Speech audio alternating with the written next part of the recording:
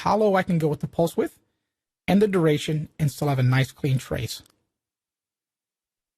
And ideally, what I'd like to do is have the shortest possible range, see the end, see the noise, have the shortest possible pulse width, so I have the best spatial resolution in the least amount of time. And so these two usually have to play off each other.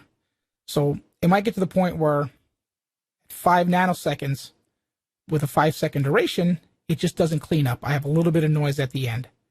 And we'll see if that's going to be the case in this network. And so if I really want to stick with 5 nanoseconds, see how noisy that is? If I really want to stick with 5 nanoseconds, I can try increasing the duration to see if it cleans up for me. And so this is a pretty dirty trace.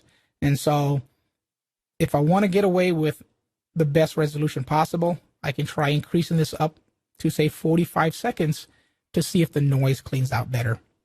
And in this case, I don't know if that's going to happen or not. We can start it to see what's going to happen. But essentially what you're doing by increasing the duration, you're increasing the averaging time. You're allowing the test to clean up the noise. And so you can already see at 1550 that this is quite a bit cleaner than it was before, just by increasing the duration. And you see it's not cleaning up much at all after this. So really, much after about 15 seconds, we're not gaining a lot of benefits, not at 1550. Now, 1310, on the other hand, might see some benefits with the increased time, because 1310 is lossier, so it might use a different pulse width, so it might need more time. So we'll let this finish out, and then it'll switch to 1310. And I won't let it run another 45 seconds here. I think you get the point.